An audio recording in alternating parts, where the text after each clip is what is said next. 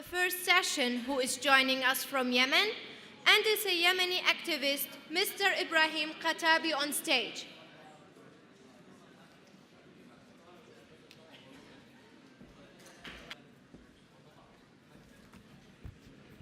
Assalamu alaikum. Good morning, everyone. So, my name is Ibrahim Al-Ghattabi, and I will be the moderator for the next panel.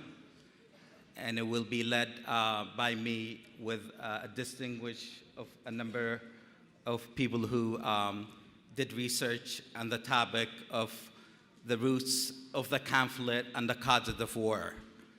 And in order to basically solve any issue or any conflict or any problem, you need to address and analyze the conflict in order to provide solution. So today we have three distinguished panelists. Dr. Abdel Nasser Al-Muwadda. He's a political analyst, researcher, and an author of the Guide to a Political Terminology book. Our next panelist is Dr. Celine Jersey, a geopolitical researcher, lecturer, policy counselor, and an international relation observer. And our last but not least speaker is Francois Bourget. He's a political scientist and Arabist, which is something new to me and interesting. We don't have a lot of people who are Arabists. He's a senior research fellow at the center, at the French Center, National Center for Scientific Research. Please help me welcome the speakers today. So the program gonna go this way. Each speaker will have about 15 to 20 minutes to discuss their research and their findings. And then we'll have a session at the end which will give the audience the chance to ask questions. And I hope that everyone here will prepare and take some notes and then be able to ask questions, because this is a very important topic that a lot of people only talk about political solution but never trying to address the causes and the problems that actually led to the current war in Yemen. And with that said, please help me welcome Dr. Abdel Nasser to start with his findings. And his paper will be on the assessments and analysis of the roots of the conflict of Yemen, going back to the 60s and leading up to the current war. Please, without further ado, please welcome Abdel Nasser.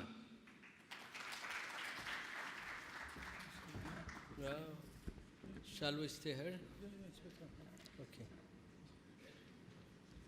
السلام عليكم جميعا وشكرا جزيلا لمؤسسة توكل كرمان. Peace be upon you all, and I would like to thank the Tawakkol Karman Foundation for this kind invitation, and I hope that you will be patient with my presentation that I will present, which will be a lot different or more different than the general perspective of what's happened in Yemen. The story ends, or the story that we have lived in Sana'a ends with the control of the Houthis on Sana'a on the 21st of September in a dramatic scene that was unforeseeable. They entered the city as tourists. The gates were wide open for them. The police force withdrew. The statement of the Minister of Interior said that the Houthis are the friends of the police, so they took control over the institutions very easily. They got into the military barracks that were affiliated to Ali Mohsen, and they looted all the weapons within a few hours. Afterwards,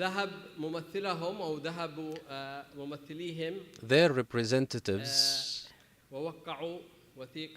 signed a document that was falsely called the Peace and Partnership Document. It was signed by, or it was sponsored by a UN envoy and a head of a state. So a coup that was ready made was legitimized by the UN envoy and the so-called legitimate president of the Republic of Yemen. This tragedy or this catastrophe that brought Yemen into this problem from that moment ended all the political history of Yemen in its north and south, and Yemen got into a new era that is completely different from what used to be there in 50 years ago. So we have a group that was excluded. They have their own medieval mentality, they have their own illusions, and they took control over the authority very easily and smoothly. A few months later, the finalization of this process took a few months. Then the president resigned and escaped. He resigned for one reason, because he was forced to assign a vice president, because when the Houthis came to Sana'a, they were drunk with this victory. But when he was asked to sign on a decision to appoint a vice president, he realized that he was targeted and that the next step will be toppling him and sending him either to prison or to exile. Afterwards, there was a foreign intervention by a demand or upon the request of the legitimate president that is recognized by the international community, and Yemen got into this dark tunnel and this hole that we continue, and everybody continues to dig until now, and nobody knows until when this will continue. This is how did that happen? This is what I'm trying to answer here. There are direct or indirect reasons for what's happened. The indirect reasons go back to the political history of Yemen in its north and south, at least in the past half century.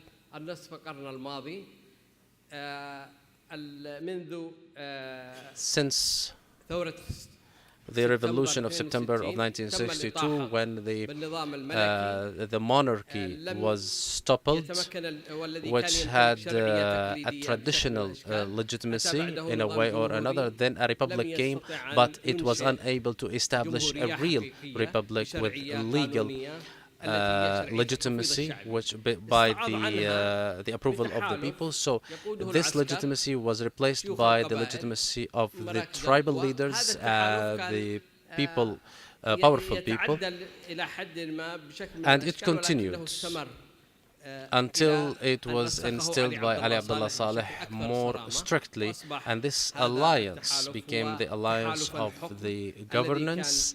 As I said, that was composed of the military figures, tribal leaders, businessmen, then educated people, religious figures, or religious leaders, as well as a foreign sponsor, because this regime needs a foreign sponsor. The first sponsor was Egypt, then it became Saudi Arabia. Here I'm talking about the north before the unity. In the south, the nationalist front toppled the traditional authority that was based on sultans and in Aden, and they created one totalitarian party. This regime established a totalitarian government in a Stalin-like approach. This government couldn't solve the problem of legitimacy, so this problem continued. So the crisis of Yemen in the past 50 years was the crisis of legitimacy. Then the unity came. It was hoped that unity will end or will solve the problem of legitimacy.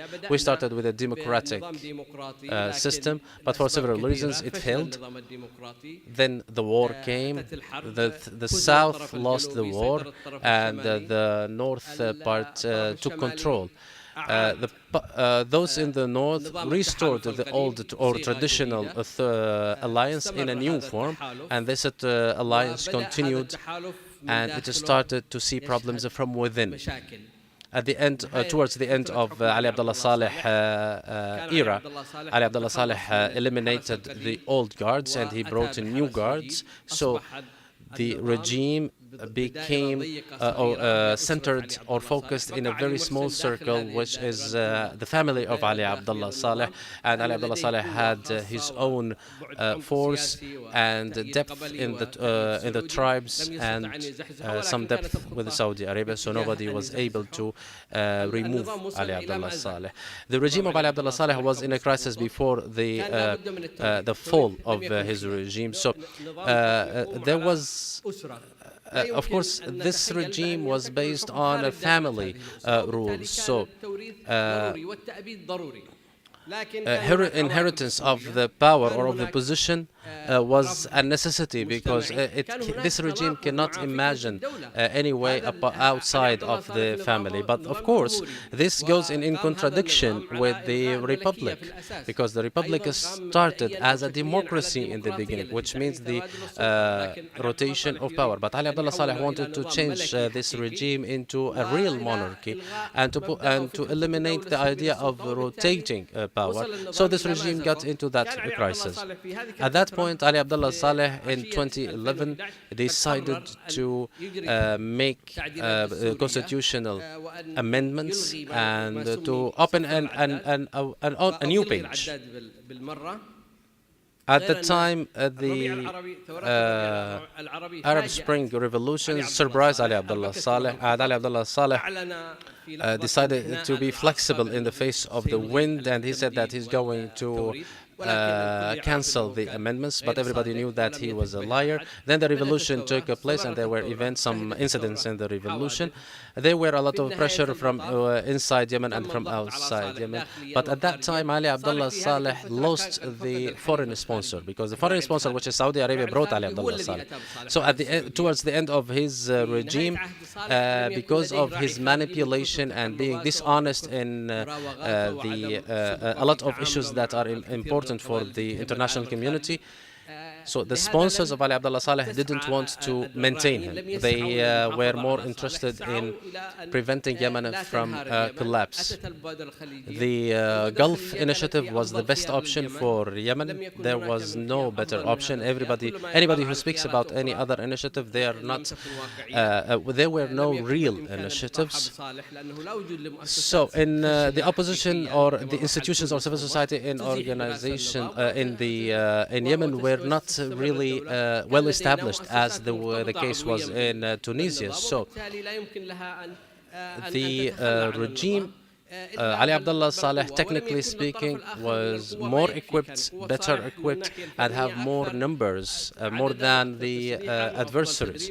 That's why the only solution was the Gulf Initiative. This settlement was the best option for Yemen if it was utilized. Unfortunately, we missed that opportunity.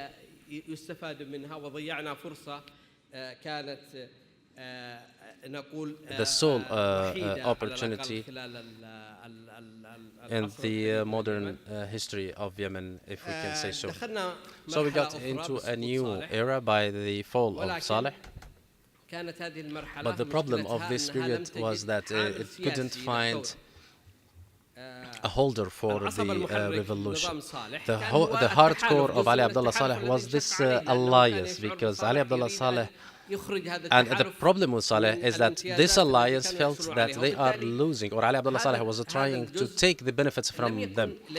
But they don't have a project, and they are not qualified to establish a democratic system, because the democratic system will be in contradiction with the principles of this tendency or this system. So there was no political holder or vehicle for the revolution. If we see all the political parties, they are not democratic. For example, Al-Islah party is a totalitarian religious one. The Socialist Party is a Stalin-like, and it wasn't interested in Yemen. It was interested more in the south and how to put an end to the unity of the 21st of May. And the Ba'athist and Nasserist parties, you can't expect much from them. And the other parties were more lenient towards the Houthi. As the rest of people, there are some dreamers or some rebels in the squares, but they don't have an establishment or an organization that can hold the political dream they want. In addition to that, there were no independent, well-established institutions that could ensure the state not to collapse. The strong institutions were between Ali Abdullah Saleh and Abdullah Al-Ahmar, so there were no independent institutions that can ensure the transition. So not only that, the civil society wasn't existent as the case was in Tunisia. There was another problem, which was that the power was given to a president that was completely contradictory to what is required in that period, because we needed a president then to be impartial, unbiased, fair, doesn't have a personal interest or a personal political agenda, but what's happened, and to be an active person. A lot of characteristics that Hadi didn't have any of, but I believe he was very carefully chosen by Ali Abdullah Saleh, because Ali Abdullah Saleh believed that such a person with those characteristics will fail and can be played by him, and Ali Abdullah Saleh can restore authority through that person or through his person. So Ali Muhsin Al-Ahmar and others believe that they will be able to control the state through that person, and they can make more benefits through that person. The Socialist Party and other parties found in this southern president to eliminate the unity of the 21st of May, which they were not convinced of, and to finish this unity between the north and the south. So the people with bad intentions agreed on that person. This person with such characteristics ran the state as Saleh did, or even worse. Since the early weeks after he took office, we started to hear about the son of the president and establishing new presidential guards led by his son, just as this case was with the old presidential guards. We also heard how the foreign relations of this president were worse than Ali Abdullah Saleh. He receives money from outside, just as Ali Abdullah Saleh. The only difference was that this person or this president didn't have any opposition, because he bought the opposition by money. And he gave them a lot of money to win their voices. So what we had at the time is that president had more powers than Ali Abdullah Saleh had, and he was able to appoint members in the parliament and members in the government. And it was the goal was to prevent the old alliance to get back on a track. So the main goal was not to for this alliance to reconcile, although the Gulf initiative wanted those components to reconcile, although the Gulf agreement or initiative was for those to reconcile. But after 2011, especially those who wanted to fragment or dismantle the Yemeni Republic, they felt that this alliance, which is linked geographically with the hill and that uses or utilizes the tribal power as the backbone of its rule, in addition to the composition of this alliance, which is composed of the different components I mentioned.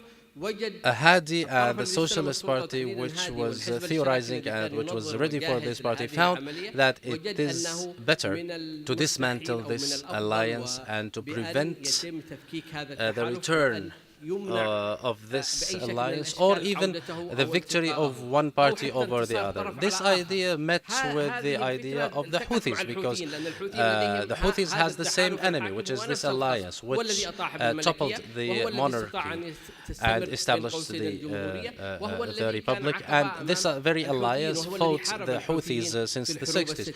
So this party theoretically will run the state with the Houthis. And by the way, the UN special envoy was convinced with this idea, and a lot of foreign envoys started to be persuaded by this idea. And there was an invisible plan, in a way or another. At least the broad lines of this plan was built on strengthening the Houthi, strengthening the tendency of the South to be independent, to put pressure on the ruling alliance and put it into before two options, either separation or federalism, and working on making federalism the basis for the national dialogue, because federalization or federalism within this vision will dismantle the sources of the power of this alliance, weaken it and exclude it in the hill region, and it will empower other areas to resist it. The goal for the people of the South was to have a special vision for the South that will overcome this disparity between the North and the South. As you know, the South is about 15 to 17% of the population of the Yemeni Republic, and it's about 2/3 of the land area of Yemen. So there must be a kind of formula. So they put that in the vision of the national dialogue, and they put it in the draft constitution that the ruling will be 50-50, and the South will have the the right to veto, which means the majority votes will be eliminated because the South will have a veto on the structure of the political system. The plan also indicated that this alliance will continue to instill a certain de facto reality, which means Hadi will continue in order to instill the new de facto. There were elections, and there was a belief that Ali Abdullah Saleh will win in the elections, so the alliance of 1994 will go back. Amidst all of that, there were foreign alliances. Saudi Arabia abandoned Yemen for different reasons, and there was Iranian activity. After the fall of Amran, Saudi Arabia woke up and wanted to have a reconciliation between the ruling regime before 2011, and it was about to reach reconciliation between Ali Abdullah Saleh and Ali Al-Ahmar and Ali Al-Muhsin and the Islah party, and under the leadership of Hadi with the Houthis. But at the same time, Hadi and the Socialist Party and those who planned for Yemen to go into a different direction were rushing Houthis to come to Sana'a to eliminate what was suggested at those time in Ramadan 2014 after the fall of Amran. It was said that the alliance of 1994 will come back, and that nobody will allow this alliance to come back, and Saudi Arabia was the head of the special commission. Ali Hamdan, he was in Sana'a, and he was moderating the dialogue and trying to reach an agreement between Saleh and his adversaries. But a lot of parties were afraid of this reconciliation. No parties within the Islah party agreed on that. Ali Al-Ahmar refused to sign this document. They knew, or they believed, that Saleh is the strongest party, and if there is any revision or any reconciliation with Saleh, Saleh will manipulate the revolution and gets back to control. In addition to that, the other parties who are in enmity party, with both parties, tried very hard to prevent any kind of reconciliation. So they rushed Houthis to come in, and they used it as a tool in favor of President Hadi. And the President Hadi was promised that his term will be extended, because his term was supposed to end in February 2015 after the extension of 1 year. And he received 4 portfolios of ministry, the finance, in interior, foreign and defense, and that's what was stated in the partnership and peace document that made Hadi feel victorious, that he will have powers that go beyond the powers of Ali Abdullah Saleh, and he will rule alone after the entry of Houthis to Sana'a. And he handed over the state to them, and he thought that he can use them as watchdogs for him, but they turned against him, and that was normal because they have their own agenda, and they have been waiting since 1962. And once the government, or the legitimate government, or the government of Sana'a become weak, they are ready to attack, and that's how they have been since 1962. They remain dormant.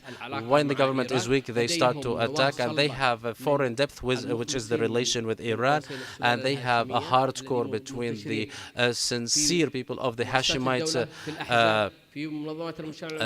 family who are working in some civil societies and in the institutions. So they have a hardcore of ideologue, strong, fierce fighters. So they were the party who benefited from this chaos. They have one united central leadership, whereas the adversaries are very fragmented, and they have an agenda. So they were able to make alliances with everybody. They made alliance with Ali Abdullah Saleh and with Hadi, even with the Islah party. They used to send families and send promises to the people in the Islah party to say that we have no enmity with you, we want to do this and that. And that's how the Houthi movement got into Sana'a as tourists very easily, and Yemen got into that black tunnel on that day. I said that we are in this black tunnel that has no light at the end of it, and we don't know when we are going to go out of that. One final word, we all want about putting an end to the war. We all want it to end. It is a catastrophe now, but who will benefit from ending the war right now? Who has the power? And the hardcore, the leadership, the institutions, and the capital. It is the Houthi. So the end of the war is that we are going to hand over the state to the Houthis. The Houthi will become legitimized. They will, the siege will be lifted off them. It will become a political party. They will not hand over their weapons, and the United Nations will not send any troops. Don't be delusions. Nobody will send any troops on the ground to a place like Yemen. So Houthi will not be forced to hand over their weapons as the Serbs and others were forced to do so in the Balkan War.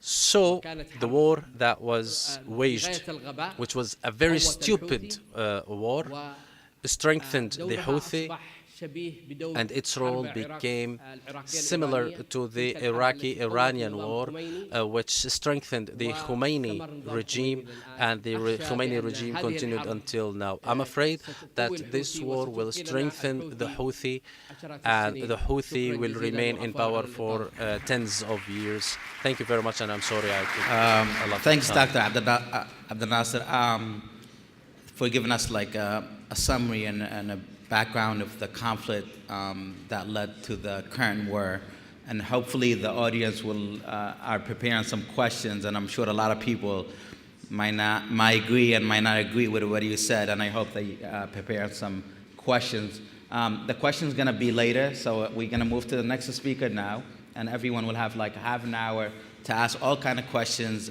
you would like to ask. Now we're going to move to Dr. Celine, who will give us some sort of insight about her research about the Yemen and the scale of the regional conflicts and the strategic and geopolitical location of Yemen and the impact and that impact on Yemenis, and also about Yemen and the regional security and exactly what happened as a result of the regional conflict. Go ahead. مرحبا بكل الحضور. Hello everybody, I would like to thank the Tawakkol Karman Foundation for this invitation.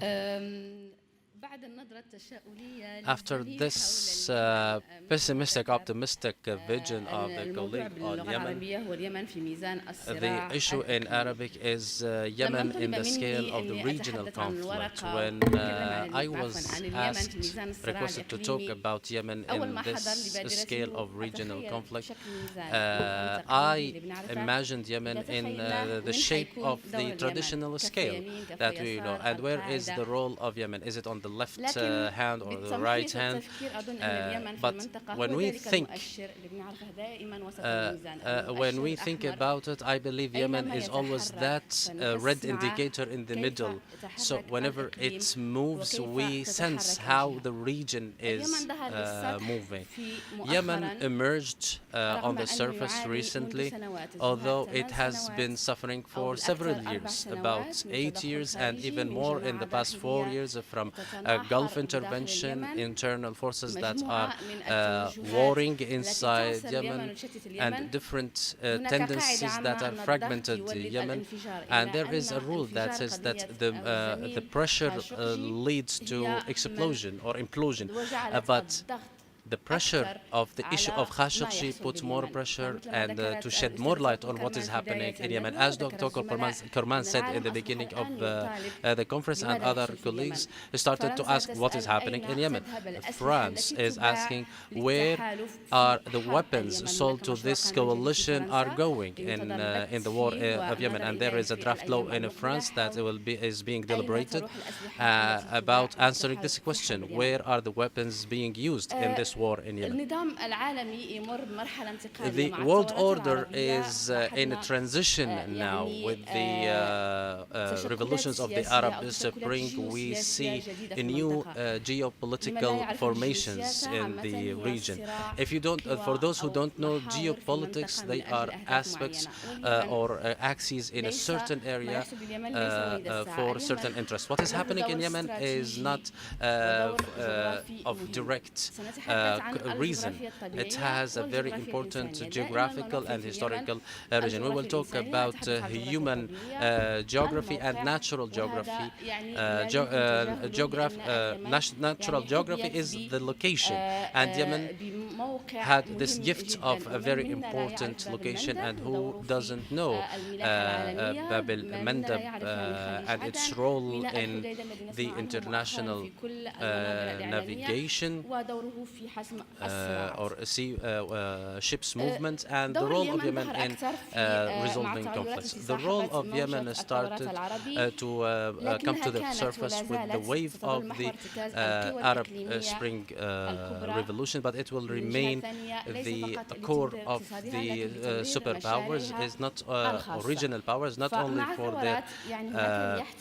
the interest of Yemen, but for the special agendas of these forces. Since the 2010, which we call the Arab Spring, this revolution or this wave led the way to new concepts to emerge. So it's wakened people from a fate that was used to be believed that it is decisive or it is unchangeable. I'm trying to give you the broad lines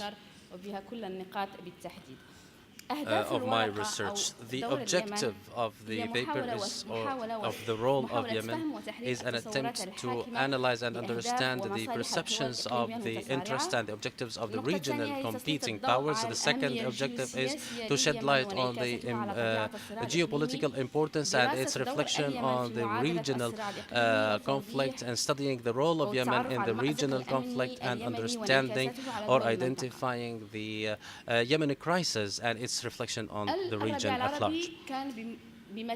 Arab Spring was something like a mirror that showed the reality of alliances and coalitions that were unseen. We are talking about the Middle East in specific, but we're talking about the world at large, whether in Asia or other areas where we had Arab Springs. And as Condoleezza Rice said in the past, that there is a new Middle East that is being formed.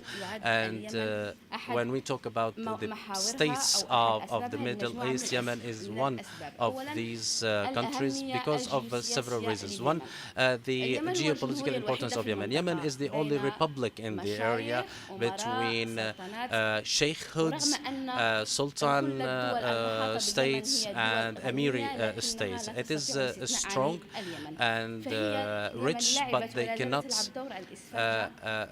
play away from Yemen. So Yemen was like a sponge that absorbs the conflicts of the area, and unfortunately now it is paying a high price for its strategic place, and it's paying a high price for the steadfastness of its people, who reject to be an easy bite for proxy wars between two powers and the alliances of these two powers in the region. When I mention Yemen, what is the importance of the location of Yemen? And we talk here about Bab al-Mandab, and of course here we're talking about the natural geography of Yemen. Yemen and Bab al-Mandab is very important. And here we're talking, and that's because it is located between the three continents, Asia, Europe, and Africa. So it is through which a number of trade ships pass, and the economy of several countries is being played in Bab al-Mandab. يعني المسافة الطويلة التي كانت تمر عبرها البوارج أو السفن. So it made the long distance short for ships that were going from one continent to another through going or by going through Bab al-Mandab. So it is considered to be the bottleneck of the Red Sea, and it is the linkage between the East and the West. There are millions of oil barrels that go through it every day, and all countries understand the importance of this region, because those who control water passages, they control trade, and those who control trade, they have the power over the world. And all the colonial powers understood that in the past, and more recently Arab states started to understand this importance, and that's what we see. The area was under competition of superpowers, and now regional powers are competing over that. Some of the speakers talked about a proxy war between Iran and Saudi Arabia. Unfortunately, he is right. There is a proxy war between Iran and Saudi Arabia, and the Yemeni people is paying the price of that war. Why is that war? Saudi Arabia, which is leading an Arab coalition. Saudi Arabia, and as the proverb goes, it says that the security of Yemen is reflected on the security of Saudi Arabia. And I'm sorry for the term that I will use, but they call Yemen as the backyard of Saudi Arabia, and it's not as such. It is actually the front of Saudi Arabia, not only for Saudi Arabia but for the whole Gulf area. Saudi Arabia was aware of that, and it tried to create military bases, but in the face because of the steadfastness of Yemeni, it wasn't able to do that. We know that the largest military base for France is in Djibouti, and the United Arab Emirates will have another base in Djibouti, which is known as the African Horn. There is also Japan, China, Italy. All of these states, after they were unable to make any trade-offs with Yemen to create security centers, we talked about Socotra Island or Aden Bay, but nobody or Yemenis refused to have Yemen as a military base for other countries. So those military bases went to Djibouti and the African Horn. Why? Because the Western countries know that this is a very vital area. There is an area, there is a group of countries that have military concentration bases. Why? France, for example, wants to protect its old colonial colonies in the area to reach the areas that the overseas areas. And there is the so it is the air base for it to reach its colonies and for the for transporting the oil for it. And there is some telecommunication companies for France that are in Bab el-Mandeb and in Aden Bay to protect its goals. We know that France has investments in Yemen at some stage. If you don't know, France was is the first investor in Yemen with the Total company in the south of Yemen for petroleum and for liquefied gas, even before the Gulf states. So a lot of regional states knew that Yemen is a vital place in the region. Through Yemen we get to the Gulf states, through Yemen we get to the African Horn. So Yemen is not only important for Saudi Arabia, but actually it is important for all the states that look out at the Red Sea, including Ethiopia, Egypt, Israel, and Jordan.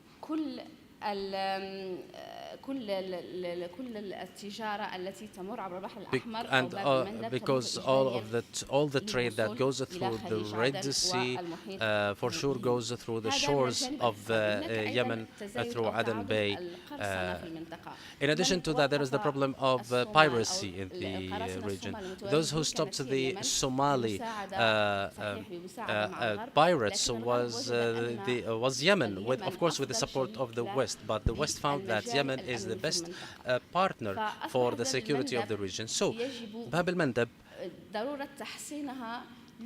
became very important to be secured, to secure Western trade and all the military movements, whether they are overt or covert movements. If we want to talk about the importance of Aden Bay, we need a lot of days to talk about the strategic position of seaports and water passages in Yemen. Yemen in the scale of the regional conflict. A lot of states tried to deal with Yemen, sometimes politically, sometimes through wars, and in the history we find the presence of a group of superpowers that reached Yemen. There was Russia, Britain. All of these states tried to deal with Yemen to achieve some goals in other areas. And because the Yemeni people and the region of Yemen is well known by its strength or fiercity or being fierce, because it is well known that who controls Yemen will control the entire region and the Arab Peninsula. So the historic conflicts in Yemen has its roots in history. It's not something new. So the attempts to control Yemen and to use it as a tool and to deal with the presidents. Here we are talking about in 30 years where it was led by Ali Abdullah Saleh, there was a number of treaties and agreements to put pressure on other states. Nevertheless, Yemen maintained resilient until the revolution. After 2011, it erupted, and the region and Western powers found themselves face to face with their responsibilities. Yemen that was neglected for a long time and marginalized and a breeding ground for terrorism and extremism. How can we deal with it now? Not for the Yemenis themselves or Yemen itself, but for the best interest of the regional powers and some of the the interest of Arab states. Hence, we see that the strategy of Saudi Arabia towards Yemen, or the term that says the security of Yemen reflects on the security of Saudi Arabia, might be valid at some time, but what we see today is that the way things are going on in Yemen goes in a way that is in line with the policy of Saudi Arabia and the allies with Saudi Arabia. So, not taking into consideration any of the interests or of the Yemeni people or the destiny of the people. The coalition forces in the past used to penetrate the Yemeni community through some tribal leaders, political parties, or religious leaders, whether with the authority or with the opposition. Saudi Arabia always felt unstable or not reassured, although it contributed a lot to the instability and the fragmentation that took place in Yemen, and that led Saudi Arabia to believe that Yemen must neither be weak or strong, but it must be something that can be under checks, under control all the time, but the spark must be there all the time. This spark that was fueled by Saudi Arabia and by the Arab coalition, it couldn't be controlled anymore by Saudi Arabia, and Saudi Arabia started to be threatened by this spark that it fueled at some time. Here we're talking about some groups. For those who don't know that the Houthis were supported. They talk about Houthis as if they were an Iranian product. Actually, they are not only an Iranian product, but actually they are a local product from the neighbors of Yemen. But this product was believed that this spark can be put out anytime by those who fueled it, but unfortunately it was fueled and couldn't and cannot be put under control anymore. When I say a spark, it means in a positive way, not in a negative way, and I mean it is the fire that will burn everything around it, and it went out of control.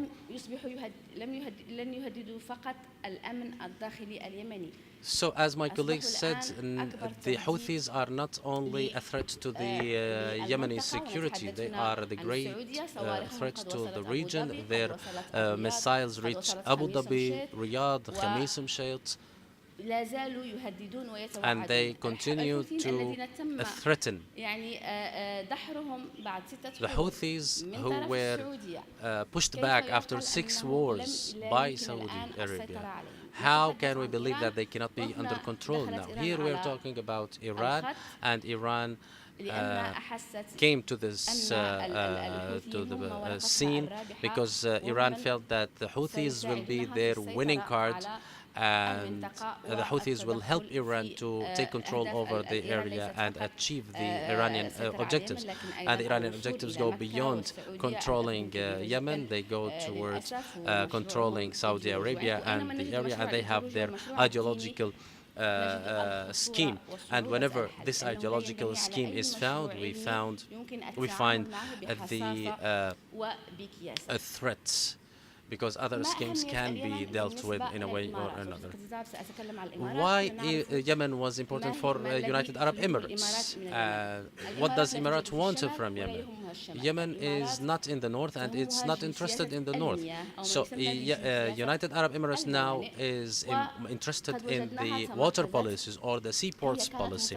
And as we see, it was present in the Aden Bay, and before the revolution it was on the side of Ali Abdullah Saleh and to control over the area, and it built the Aden seaport, but now it came to the surface through its control over all the Yemeni seaports, and we have seen its attempt to control over Socotra Island, and it partly won or succeeded in supporting the Southern Transitional Council, which helped Emirates to infiltrate the seaports. The water policy is very important, and we know that apart from the Omanis, the people of the Arab Gulf are not good sailors, although they have some experience in piracy and movement in the sea, but the area still needs to have some control over the water passages through Yemen. So who takes control over the Yemen water passages will be in control of the area, and we hear that Al-Hudaydah port now is under fierce battles, and we know that, and we hear that those who take control over Al-Hudaydah will take control over Yemen, and that's not correct, because there is the land security, air security, so even if there is victory in the air, but the water security and land security is still an important factor in this. 2 minutes. Just wrap it up in 2 minutes. Okay. Security in Yemen. Who will control security in Yemen is the one, or those who will control security in Yemen will control the entire area. And here I'm talking about Saudi Arabia and its alliances, and on one hand, and Iran and its alliances on the other. Yemen, in its people, civilization, and location will remain, as I said in the beginning of my speech, it will be the indicator. The proxy war must end, and now the West started to be aware. It was monitoring it from afar, but they didn't intervene clearly. We heard that France helped the United Arab Emirates in Aden Bay because it knows that its economic interests in the south are linked to the power that takes control in the south. In conclusion, Yemen is the ticking bomb that is placed in the area. So its stability and calm will be reflected on the region. If Yemen at one point exploded, it will not affect Yemenis alone, because unfortunately Yemen is destroyed in every aspect. Even the values of Yemen are destroyed, and all parties managed to fuel the conflict amongst the people of this one country. So if Yemen exploded, those who will pay the price are the countries in the coalition. Iran may pay a price because the world understands now what is happening in Yemen.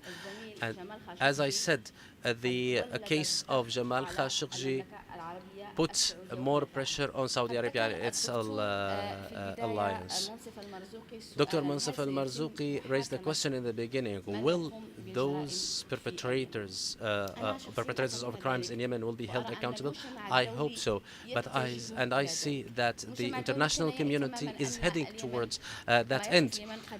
The international community started to understand that it is threatening its peace and security. And the issue or the case of Jamal Khashoggi revealed or unveiled the marginalization and the problems that are taking place in Yemen and the crises in Yemen. I'm very sorry, I'm very passionate about Yemen because I lived in Yemen and I knew it, even when politics was not good, but the Yemeni people was one people, and Yemen was the equal of security, not only the security of the country, but the security of all the region. Yemeni labor is found in all of the Gulf. Although I'm not Yemeni, but I'm not ashamed to say that those who built the Gulf are the Yemenis. The Yemeni people, or we owe the Yemeni people as Arabs to have our origins in Yemen and to be the origin of Arabs, actually. And I am sorry that the countries that were built by Yemenis now contribute to destroying Yemen instead of contributing to building, constructing and restoring the spirit of this country. I will conclude with praying for all Yemenis, not only to pray for mercy for them or healing. We need to have mercy on those who are alive more than those who are dead. Every single house in Yemen has either a widow or orphans. The dignity and security of Yemen is the dignity and security of every single Arab individual who is proud of his origin and his roots, and I hope that this crisis will be over soon and that we can meet in a conference to discuss how can we build Yemen, because Yemen is the safety valve for 3 continents and for an area which is considered to be one of the largest areas of the world. Thank you very much. Thank you, Dr. Celine, for giving us some sort of insight about the regional and the international conflict with regards to the importance of Yemen strategic and geopolitical location. And I'm sure all Yemenis feel that you're an honorary citizen of Yemen, so that's something that we all recognize. Now we're going to move to Francois Bourget to talk about his research findings with regards to the role of religious groups in the conflict. So go ahead.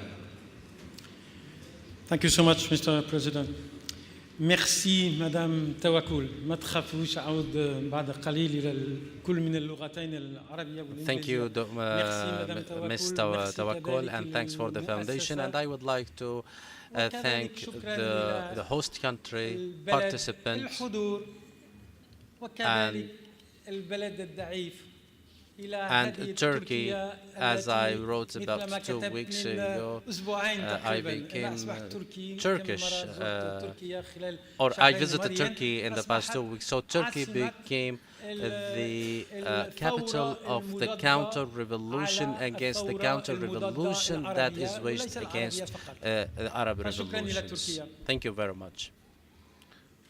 Why is it so important to address the issue of Why is it so important to address the issue of these extremist religious groups that don't represent either the future or the past of the communities of this region? Why is it important to deal with these communities? And here I find a number of reasons. These groups belong to this margin of the Arab and Islamic communities in the region, and they are a tool or a puppet in the hands of the governments, whether in the West or in the Islamic world.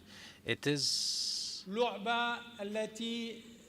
a puppet that fuels the misunderstanding of political problems in this region from the perception, Western perception, or the perception of local governments.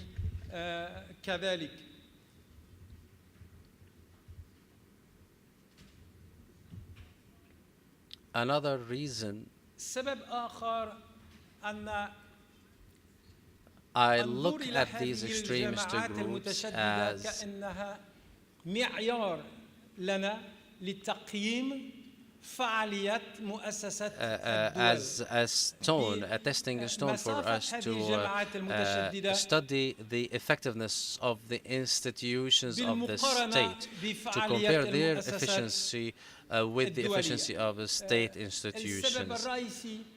The main reason for the rise of such groups is the failure of the state institutions and the failure of the regional and international order. I mean, these marginal extremist groups rise because of all of us, because of all the Western governments or local governments. We all hold responsibility for this phenomenon. That's why I believe the key to understand the poor performance of the institutions of this government can be made through studying these groups. Very quickly, how can we describe these groups? Is it an easy or a hard endeavor? I believe describing these groups is very easy. There are red lines between these political and military actors and the other actors in this region.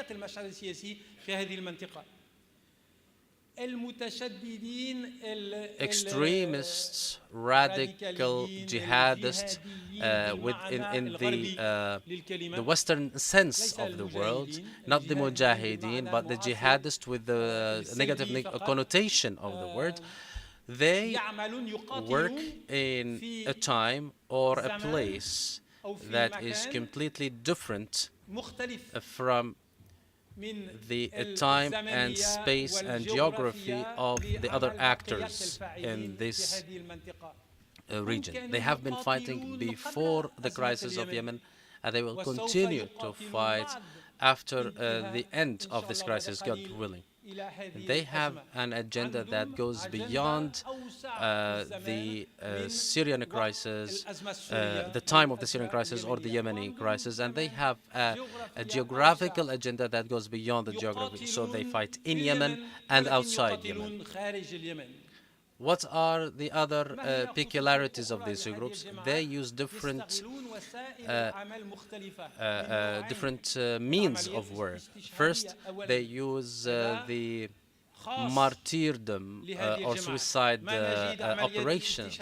We don't find these kind of operations outside these groups.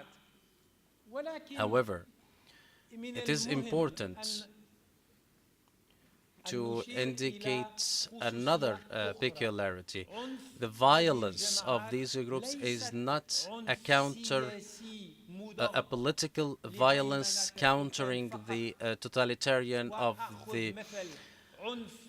the governments. And as an example, the violence of the Islamic State fighters against the Yazidi individuals who were not part of the dictatorship of the Iraqi government. So this is a peculiar aspect of these groups. How does this problem apply to Yemen?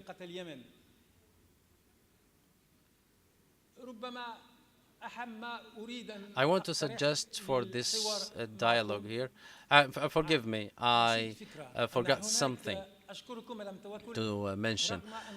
For me, there is not only a linguistic challenge, but educational and at the human level a challenge that I am talking about Yemen before an audience of Yemeni men and women. So this is a challenge for me. And I believe this audience know better than I have learned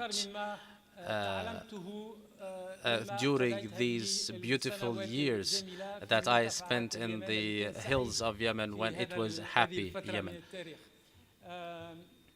So, how this problem applies to Yemen? I will summarize by saying that يثبت على الصعيد التحليلي عندنا مصدر in analysis, the source of radical violence, the cross-border violence, needs two factors. The first, العامل الأول such groups go on the rise when the state institutions fail within the country. But this alone is not enough. ولكن هذا ما يكفي. For the rise of radical groups, they need another factor, which is a foreign intervention. The foreign intervention adds insult to injury, which makes the failure of the state institutions even worse, because it allows the illegitimate government to continue. In English, it gives the dictator a license to kill.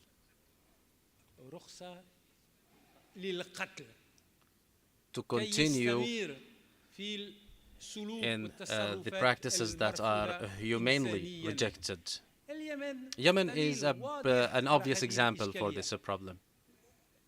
The first generation of those who took Kalashnikov and said, we fight for the sake of Islam, in the mid-70s in the south of Yemen. They did so because of the intervention. There was no military intervention there, but there was a cultural intervention of the Soviet Union at the time, in Cuba and China, that were affecting the system of the South, the Democratic Republic of the South of Yemen.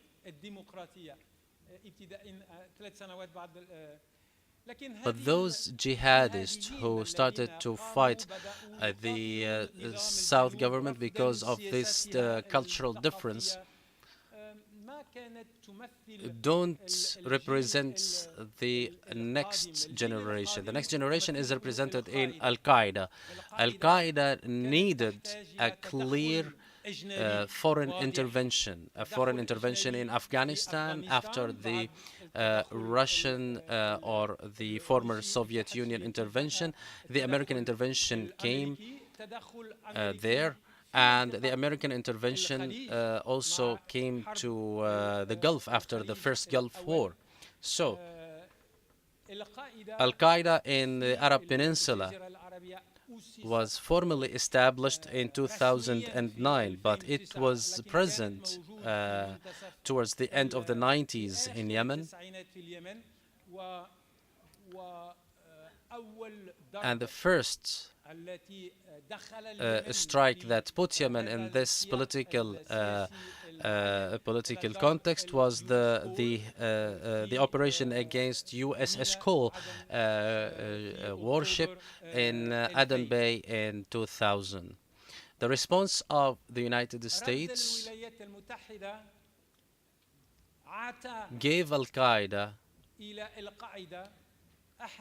more importance year after year due to the American approach by the extrajudiciary executions by the thousands, maybe 2,000 or more. So it gave Al-Qaeda social and political roots that went deeper than they were in the 90s, and the clear and this is a clear factor or evidence that these radical groups need foreign intervention. The third generation of these radical groups came from the north, from the Levant and Iraq, due to a new intervention in a local political problem. This intervention was added to the previous or former American intervention. So we had the Iranian and Russian intervention. So the Islamic State came as a result of the failure of the political representation systems in Syria and Iraq due to the Iranian intervention, which gave the ruling elites, who are Shiites, the ability to continue despite their failure at the political level and institutional level.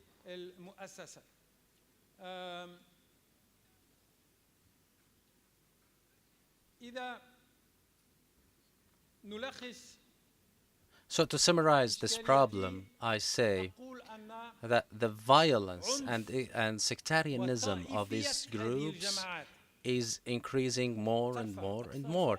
The first generation,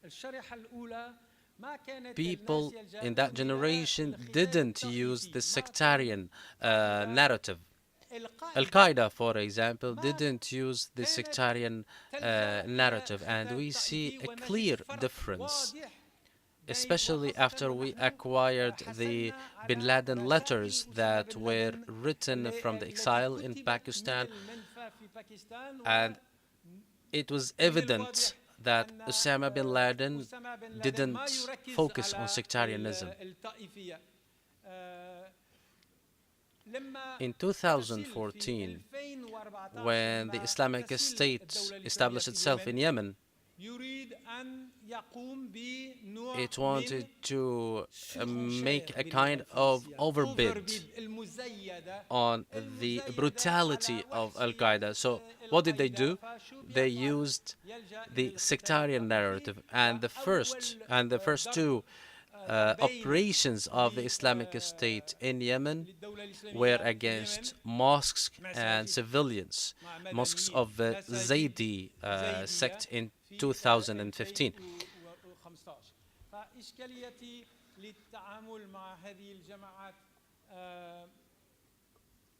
So I'm trying to summarize here. The core of our dealing with this phenomenon relies on, it doesn't rely on Ibn Taymiyyah of the past or Sayyid Qutb in modern history, please. When I listen to some of the leaders in this area or in North Africa, they blame the violence to Ibn Taymiyyah in this region. Why? And sometimes a little because of Sayyid Qutb. And this is a way to avoid responsibility, and this is a kind of for us to abandon our responsibility in our work. So we need to get rid of these extremist groups, but this responsibility lies on all of our shoulders. Thank you very much for listening to me.